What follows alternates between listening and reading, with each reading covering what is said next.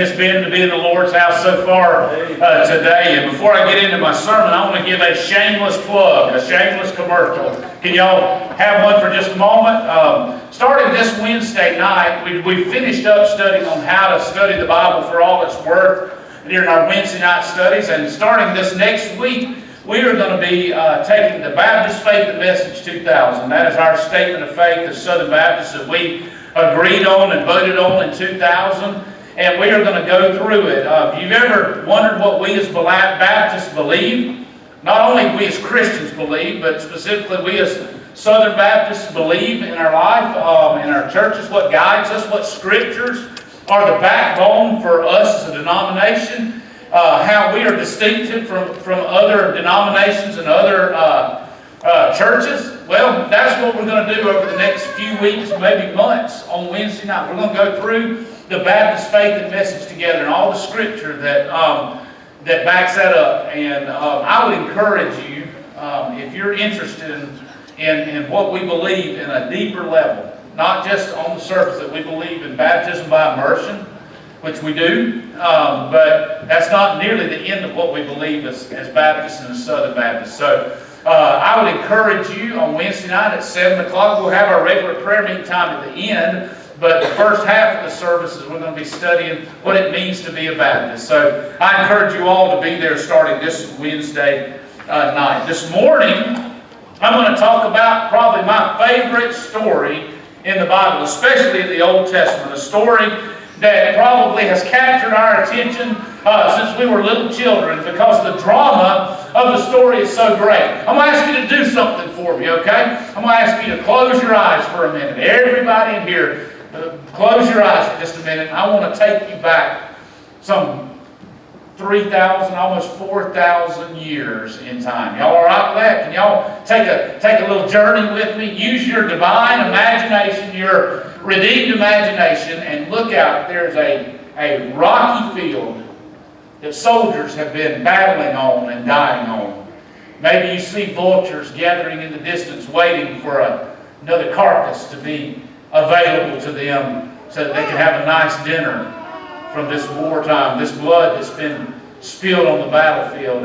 And soldiers are lining up and they go into their respective camps. There's campfires burning. Can you smell the smoke burning in the air from cooking over the campfires? And then all of a sudden, rocking the silence of a dormant war, a dormant battle, we hear the booming voice of a man standing 9'6" tall. 9'6" tall. And he walks out and his armor is clanking and his sword that weighs more than you could ever imagine, waving in the air, mocking the people of God, saying, "Who will you send out? Who will you send out to fight me?" Can you imagine the fear of those normal-sized people having to stand up against that giant? Can you imagine the cockiness of a man that stands 9'6" tall and is the greatest warrior of his time? Can you imagine him yelling out to them? Can you see it in your mind? Can you sense the fear of Saul, the great king, and his mighty warriors and his mighty soldiers cowering in fear? I want us to stay on that battlefield as you open your eyes. And I want us to go to the book of 1 Samuel chapter 17. And we're not going to read all the verses in 1 Samuel 17. We would be here for a while that outlines the story. But you know the story, right? You've heard it since you were a child. The greatest underdog story in the history of mankind. The greatest comeback story of people getting off the mat and being strong again in the Lord, and living in victory and not defeated. And it all came because God had a plan for a little shepherd boy. God had a plan for a young man that far exceeded anything he could imagine. It far exceeded killing lions and tigers and bears. Oh my. It far exceeded anything he had ever thought. If I were to play a word association game like some psychologist or psychiatrist would in his or her office, and I said the word David, what is the first thing that comes to your mind? You can say it, what? Goliath. They are so linked together in history because of the great drama and the great story of David and Goliath. Everyone was afraid of Goliath. And in that day, to avoid killing any more soldiers, to avoid a battle that was expensive and costly, they had a custom. And that is, each army would send out their champion, and the two individuals would fight to the death. And the one that won, his army was the winner of the war. And the one that lost, they became slaves to them. So there was great stakes out there. It wasn't just two guys having a skirmish and a fight. Everything was on the line for the people of Israel. All their wives would have been taken as slaves and concubines and to the Philistines. All of their young children, many of the boys, would have been slaughtered so that the generation couldn't rise up. It wasn't just a story of David and Goliath. It was a story of God's people. It was a story of the future. And it was all in the hands of a shepherd boy. You talk about pressure. You think a quarterback in the NFL has pressure? You think a head coach at a college football program has pressure to win football games? It was win. It wasn't just win or go home. It was win or go to the grave, most likely, for many of the people that he knew. Everybody was afraid, and especially King Saul was shaking in his armor. You know, I know how it feels. I do. I know how it feels to be David as he came, and he was an errand boy, bringing stuff to the lines for his brothers and for the soldiers, bringing food. That's what the Bible tells us was his main job. And then when he said, I'll fight him, they started laughing, right? I said, you, listen, an away football game in Bonifay, Florida, I know what it is to have a clean jersey and be sitting on the bench as the second string. Want to get in the game as hard as I can, right? I mean, the cheerleader that I like is over there, and all she sees is me holding my helmet. I know how David felt, right? I know what it feels like to be the second string and feel like you're not making a contribution at all, and feel like you'll never be the star of the game or the show. I know how it feels to be David. So do you, right? You know how it feels. Nobody appreciates your abilities. Nobody seems to want any part of what you can bring to the table. They say, just stand over to the side and hope that everything will be all right. King Saul called out and said, who is going to fight this giant Goliath? Who's going to do it? And in 1 Samuel chapter 17, 25, he even offers an incentive. 1 Samuel 17, 25 says this, so the men of Israel said, have you seen this man who has come up? Surely he has come up to defy Israel, and it shall be that man who kills him, the king, will enrich him with great riches. We will give him his daughter and give his father's house exemption from taxes in Israel. That's great bait. And nobody's taking it. Nobody wants any part of Goliath until this 18, 19-year-old boy who'd spent most of his life out in solitary confinement out with the sheep stepped up. Listen, everybody in this room, everybody under the sound of my voice, everybody that's going to be watching this on video, everybody faces giants in their life. It may be a marriage that's fallen apart, and that is a huge giant. That's a 9'6" giant in your life. It may be a disease that you've been diagnosed with, and you're facing that giant every single day. It may be a financial shortfall in your life, and you're facing that giant every single day. When you lay your head down on the pillow at night, it worries you to death. But there is something that all of us is facing in our life. There are giants we come up against that are just as big to us as Goliath was to Saul and the people of Israel. Whether your life is marked by the thrill of victory or it's marked by the agony of defeat, comes down to what you do when you're faced with those giants. It comes down to, do you have the courage to stand with God? Do you have the courage to stand up to those things? Or are you going to cower away like all the soldiers of Israel in a tent somewhere? What's it going to be, guys? Are you going to live your life in victory? Or are you going to live your life hiding under a rock? Because we're all going to face them, and that determines our true effectiveness and our true relationship with the Lord. And when David faced the greatest giant he'd ever seen in his life, he understood something that we need to understand, and that is victory is simply a stone's throw away. Amen? Y'all all right out there? Hallelujah. That's right. What David had at his disposal on that day, on that field against that blasphemous Philistine, what David had that day is what we have if we have three things. Three simple things that I think can guide us and help us face the giants that we will inevitably face. The first thing is we need courage to step up to the fight. We need courage to get in there. We need courage to don whatever weapons the Lord has given us. Yeah, Saul tried to give David his armor and it didn't fit, right? Kind of like me with that helmet that was too big and shoulder pads that were too small. No wonder the coach didn't put me in the game, right? Very much the same way. Courage to step up for the fight. 1 Samuel chapter 17, verse 4 through 11 lets us know about the courage to stand up for the fight. 1 Samuel 17, beginning in verse 4. And a champion went out from the camp of the Philistines named Goliath from Gath, whose height was 6 cubits and a span, 9 foot 6 inches tall. Y'all get a perspective on that? He could not only dunk one of those basketball goals, if he stood on his tiptoes, he could probably touch it with the top of his head. Y'all all right? Because it was a big tiptoe. Troy, how'd you like to drive in on him? It'd be rejected. Michael Jordan might not be able to beat him. An old joke between he and I, an old argument between he and I. 9 foot 6 inches tall, verse 5.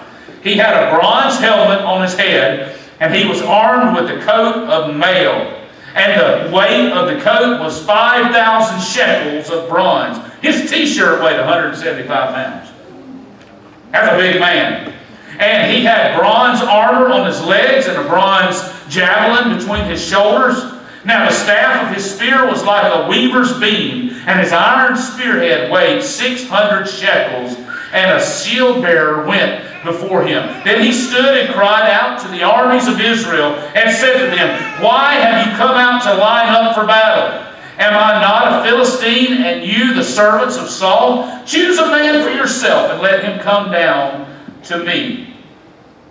If he is able to fight with me and kill me, then we will be your servants. But if I prevail against him and kill him, then you shall be our servants and serve us." And the Philistines said, "I defy the armies of Israel this day. Give me a man that we may fight together." When Saul and all Israel heard these words of the Philistine, they were dismayed and greatly afraid. What they needed, first of all, was a leader that wasn't afraid. A leader that would trust God and not the ways of man and the implements of war. They needed a leader. The Israelites would turn into a track team instead of an army when Goliath boomed his words in their direction. He came out for 40 days and 40 nights and issued this same decree, blaspheming God, saying God had no power. Their God was useless. And why did he do it for 40 days and 40 nights?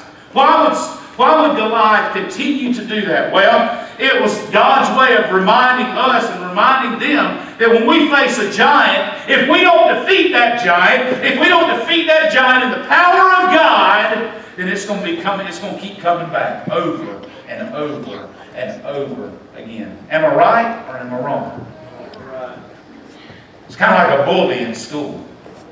If you don't stand up to that bully, he's going to keep coming back over and over. It may be a bully in your workplace, and you got to do it appropriately. I understand that, but if you don't stand up, then it's going to be a problem every single day and every single night for as long as you can imagine. Look at verse 26 and 27 of 1 Samuel 17. Verse 26 and 27 goes on to say, Then David spoke to the men who stood by him, saying, What shall be done for the man who kills this Philistine and takes away the reproach from Israel? For who is this uncircumcised Philistine that he should defy the armies of the living God? And the people answered him in this manner, saying, So shall it be done for the man who kills him. And then down in verse 31, it says, Now when the words which David spoke were heard, they reported them to Saul, and he sent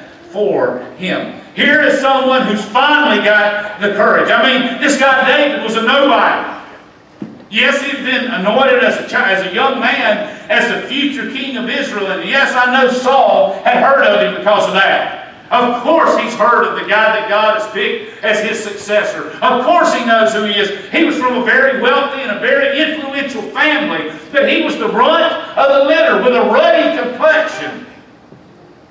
He started as a lowly shepherd, graduated, now he was an area boy.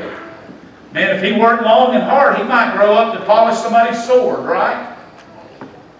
That's how unimportant David was. He certainly wasn't anybody's idea of a giant fighter and a giant killer or a champion for the people of Israel. But you know, I found that champions seem to come that way, right? They come out of nowhere because they have the courage to get into the fight. They have a courage to stand up. And there's a great lesson in this. There's a great lesson in this. God will never let you tackle great things in your life until you're faithful in the smaller things of your life. Until you're faithful out there with the sheep out in the country and a lion comes to try to kill them. Until you're faithful at bringing the food to the camp and faithful in doing the things God has said. He will advance you, but only if you do the things the right way and you give it all as unto God and not as unto man. You see, God was teaching David and God was teaching us that to face any giant in your life, you have to have the courage to step up.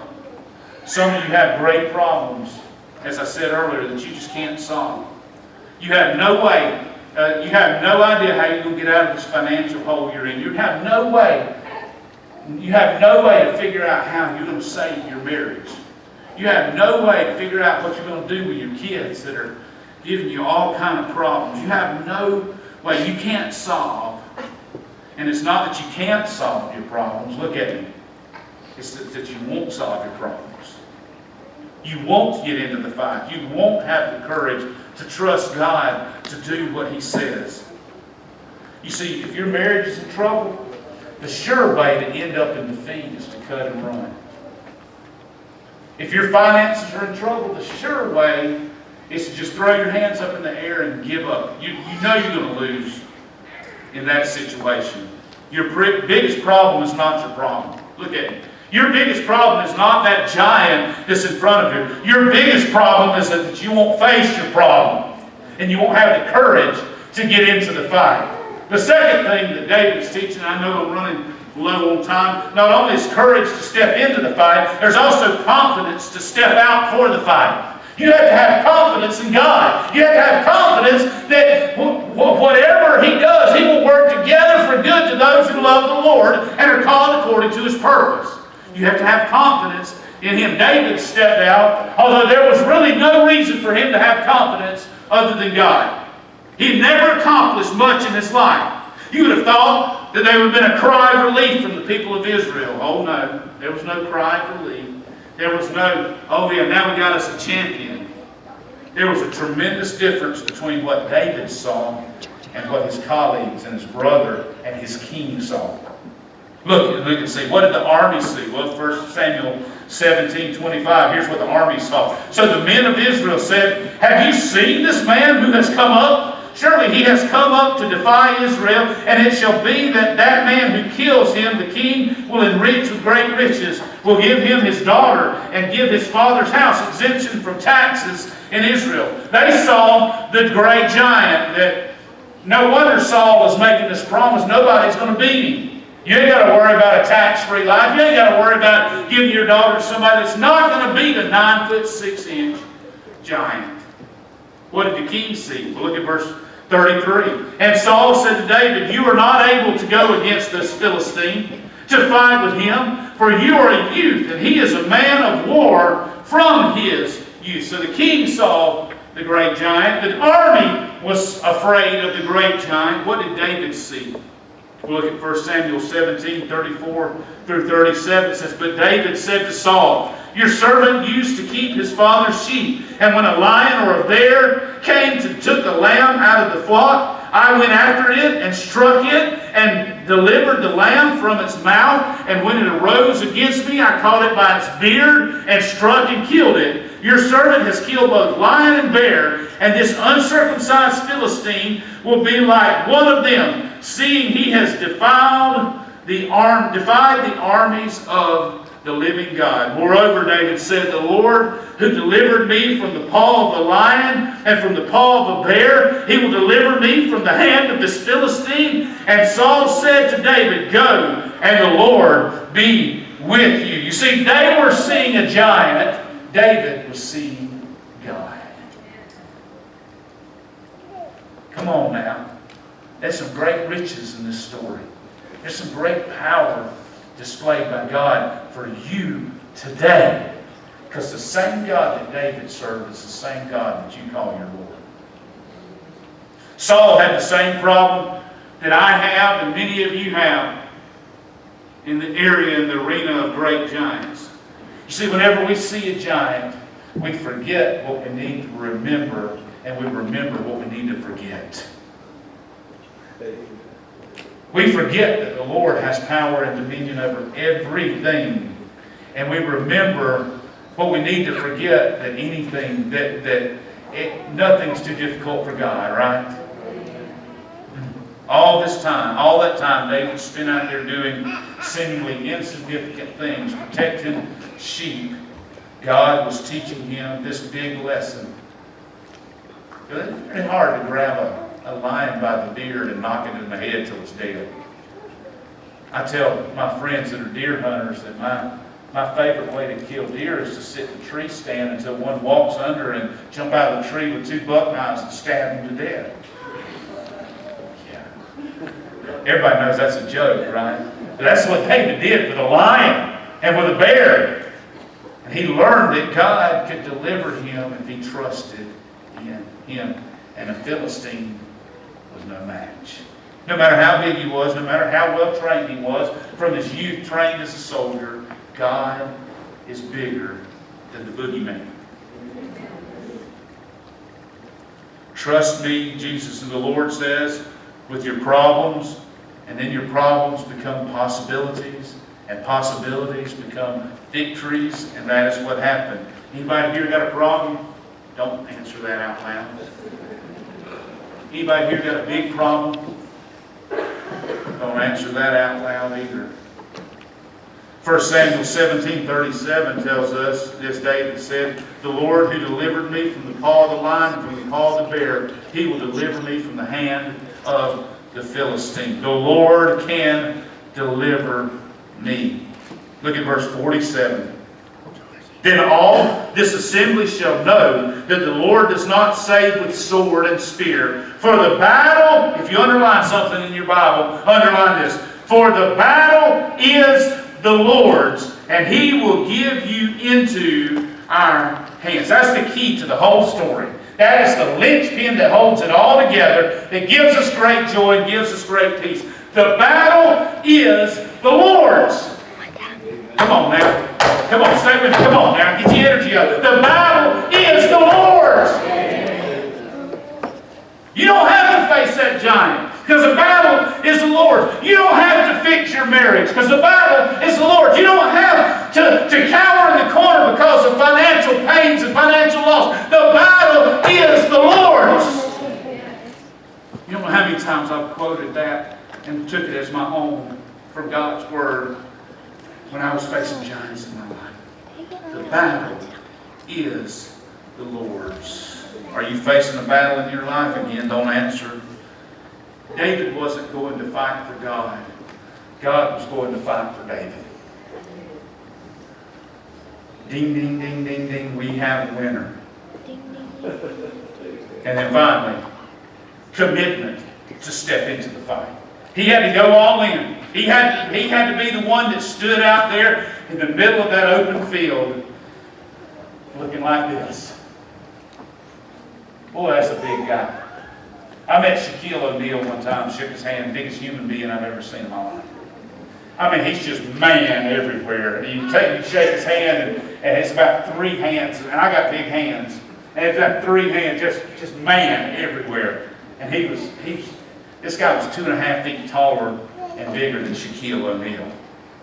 He had to have the commitment to step into the fight. Let's finish this off, verse 40 through 44. Then he took his staff in his hand, and he chose for himself 5 smooth stones from the brook, and put them in a shepherd's bag in a pouch which he had. And his sling was in his hand, and he drew near to the Philistine. So the Philistine came and began drawing near to David, and the man who bore the shield went before him. And when the Philistine looked about and saw David, he disdained him, for he was only a youth, ruddy and good-looking. So the Philistine said to David, "Am I a dog that you come to me with sticks?" And the Philistine cursed David by his gods. And the Philistine said to David, "Come to me, and I will give your flesh to the birds of the air and the beasts of the field." Wouldn't you love to have been there? I mean, we close our eyes and imagine, but I don't think we can get the depth and the width and the greatness of this situation on our own. Wouldn't you have loved to have been there? It had to be anticlimactic for Goliath after 40 days and nights, and this is what they send to him. Is this some kind of joke? Send your best warrior. Send your guy that can shoot an arrow. Send your guy that can come at me with a sword. Yeah, I'm going to beat him because I'm bigger and stronger and faster and a better warrior than anybody you got. Yeah, I'm going to beat him, but at least have the respect to send me a warrior, not this little boy. I'm going to feed him to the birds. You send me this punk kid, look at 35 through 50. Great words of victory, great words of deliverance. Then David said to the Philistine, "You come to me with a sword, with a spear, and with a javelin, but I come to you in the name of the Lord of hosts, the God of the armies of Israel, whom you have defied. This day the Lord will deliver you into my hand, and I will strike you and take your head from you. And this day I will give the carcasses of the camp of the Philistines to the birds of the air and the wild beasts of the earth, that all the earth may know that there is a God in Israel." Hey, that's a pretty good comeback right there, right? You sent me this little kid, I will feed him to the birds. I'm going to do this. I'm cursing you by my gods. David said, "This day you're going to be headless, and the buzzards are going to eat you." You think this is gamesmanship? You think this was one-upsmanship? Or was it David saying, "God, I've got the commitment to see this thing through. If he kills me, I'm dead. But that's not going to happen. Because I am prophesying in your name that man is going to fall down. And I'm going to have his head in my hand." Wow. So it was when the Philistine arose and came and drew near to meet David that David hurried and ran toward the army to meet the Philistine. Then David put his hand in his bag and took out a stone, and he slung it and struck the Philistine in the forehead, so that the stone sank into his forehead, and he fell on his face to the earth. So David prevailed over the Philistine with a sling and a stone, and struck the Philistine and killed him. But there was no sword in the hand of David. Think about the moment that Goliath hit the ground, and the greatest upset story of all time happened. Greater than the miracle on ice in 1980 as the USA beat the mighty Russians. Greater than any comeback story you can ever imagine. Greater than any upset. Vegas would have had the odds at 1,000,000 to 1. And down he went. Could you imagine the cry from those scared Israelites, including the king, as they saw this great mighty man of war fall to the ground at the hand of David, but more importantly, at the hand of God? I think there was a stunned silence. Like, did that just happen? You see what he did there? Did that just happened, the thing is the fight was finished before it ever started. It was over before it ever began. Goliath thought he was fighting David, and he was fighting God, and he didn't have a chance. He didn't have a prayer. Wow. Don't miss the last thing David did in verse 50 and 51, and we'll close this out. So David prevailed over the Philistine with a sling and a stone, struck the Philistine and killed him, but there was no sword in David's hand. Therefore David ran and stood over the Philistine, took his sword, and drew it out of his sheath, and killed him, and cut off his head with it. And when the Philistines saw their champion was dead, they fled. They didn't keep the agreement, right? They were supposed to become their slaves. They were supposed to drop down their arms. Instead, they ran away like scared little dogs. And then verse 54, don't miss this. There's no throwaway verses in God's Word, and I know we're a little late, but can you stay with me for a couple more minutes? Can y'all do that for me? Verse 54, and David took the head of the Philistine and brought it to Jerusalem, and he put his armor, talking about Goliath's armor, in his tent. Wow, what was that all about? Well, he left Goliath's implements, his warrior's garb and his sword and his shield and his armor. He left it in his tent to remind him that every time he had a problem in life, he needed God. You need God. God will give you the victory. And then just keep a reminder around it. It wasn't some cocky thing, look what I did. It was look what God did. Look what God did. What do you need to put in your tent today? That bill that people call you about all the time? That marriage license that looks like it needs to be torn up? What needs to be hanging in your tent as a symbol of God's victory today? Because I'm going to tell you, God wants you to have victory. God does not want you, God does not want you to be walking around staring at your feet.